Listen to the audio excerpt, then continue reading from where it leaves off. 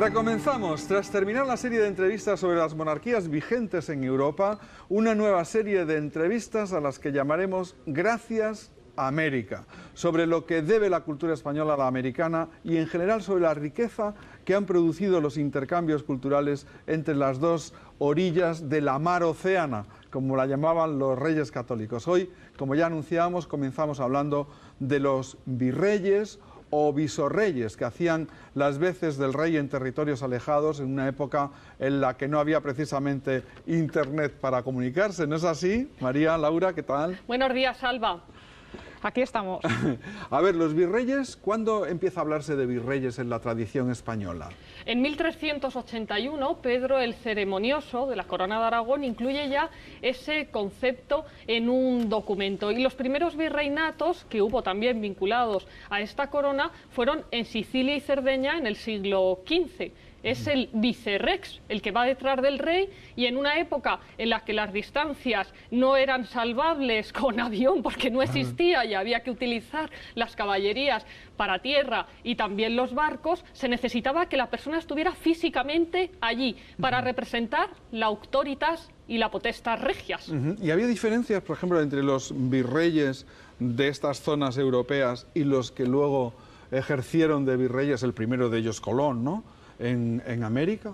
Efectivamente, porque en Europa venían a ser embajadores, pero es que al otro lado del charco eran dueños y señores. Pensemos que hasta Juan Carlos I, ningún rey de España viaja a las Indias, a América, y además hay que tener presente el papel que van a desarrollar algunas consortes. Alfonso, perdonad mi ignorancia, Alfonso XIII no... No, hay que esperar a nuestro rey emérito. Y hay que tener en cuenta también el papel que desarrollaron algunas consortes, como por ejemplo María de Toledo, que fue la nuera de Cristóbal Colón, la mujer de su hijo Diego Colón, y que además durante esos 5 años en que Diego se fue a recorrer los mares y a hacer las cuestiones diplomáticas y de exploración, ella, según el padre Las Casas, era una mujer tan inteligente que se conmovía en unos momentos, pero en otros tomaba decisiones drásticas, y de hecho hoy en Santo Domingo, en la República Dominicana, está su estatua junto al Alcázar de Colón, entre la calle Isabel la Católica y la calle de las Damas, y ningún hombre pleiteó tanto por los derechos colombinos como María de Toledo. Porque estaban implicados sus propios hijos, ¿no? Era un poco defender la herencia de los hijos, ¿no? Era el reparto de ese quinto real y también de esas cuestiones que habían quedado en las capitulaciones de Santa Fe y que luego durante siglos estuvieron en debate.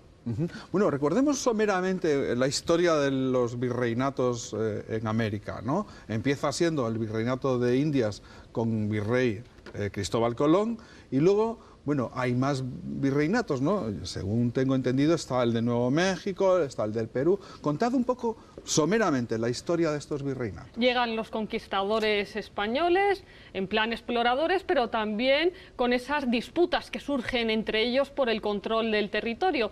Así que se vio la necesidad de repartir ya ese virreinato de las Indias en 2 grandes bloques.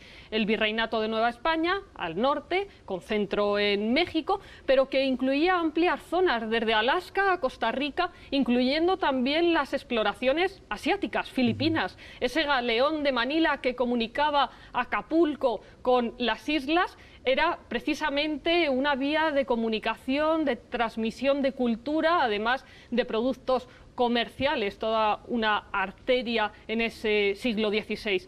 Además, luego se va a crear, después de 1535, que nace ese virreinato de Nueva España, en 1542 aparece el virreinato de Perú. Son las herencias de Hernán Cortés y de Pizarro, respectivamente.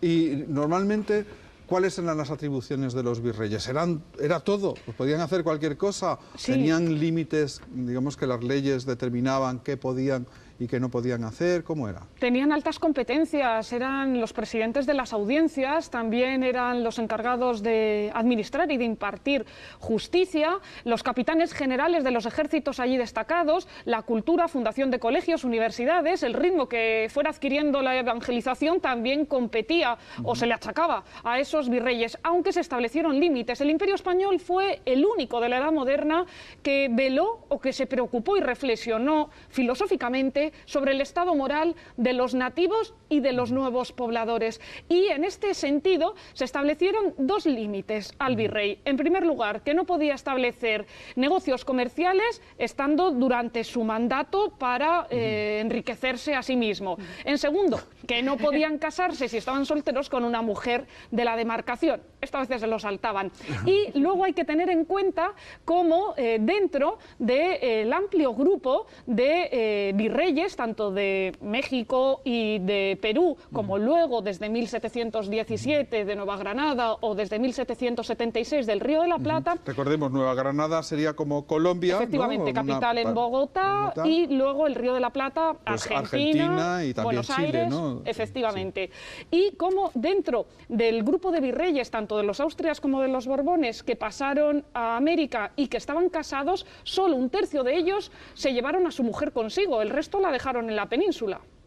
Y, bueno, pero entonces tendrían hijos también allí, ¿no? La mayoría de ellos. Sí, ¿no? Se desarrolló todo un proceso de ambigüedad, de mestizaje, una minoría de virreyes en las Indias fueron eclesiásticos y, bueno, pues podemos contar casos peculiares, como por ejemplo el de García Hurtado de Mendoza, marqués de Cañete, virrey de Perú como su padre, que a los 15 años decidió fugarse de su casa, eran de Cuenca y él quiso abrazar la aventura en el Mediterráneo. Eran paisanos vuestros. Sí, pero cuando se enteró de que su padre había sido nombrado virrey de Perú, dijo, cambio las aguas de Italia por las de Potosí y por todas aquellas tierras por explorar.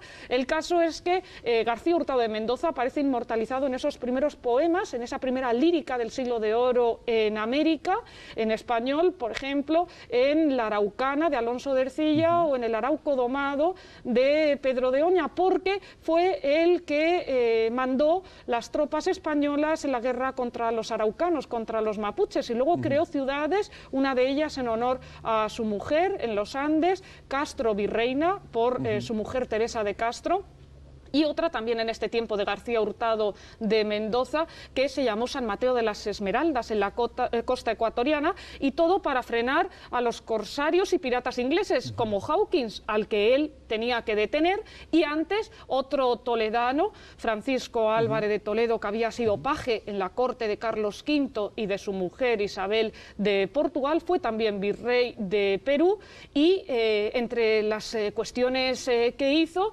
fue la jurisdicción que le valió el título del Solón Virreinal, porque trató de crear unas ordenanzas de buen gobierno en 1573 y pidió a los cronistas que preguntaran con esmero a la gente mayor, gente de avanzada edad de entre los incas, para que el sistema de gobernabilidad fuera lo más cercano a lo que ellos habían conocido y no hubiera rupturas.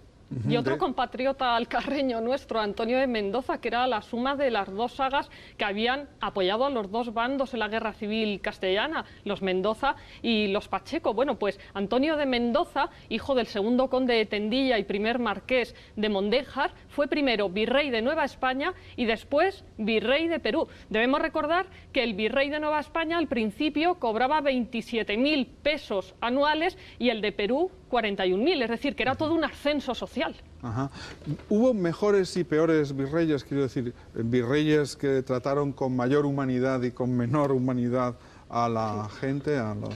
Sí, se puede ver cómo dentro de esa estructura horizontal de los Habsburgo generalmente buscaban como virreyes a personas de alto linaje, y en la estructura que cambia de consejos a las secretarías Felipe V, con un poder vertical controlado y dirigido desde Madrid, pues vemos como los virreyes eran más letrados.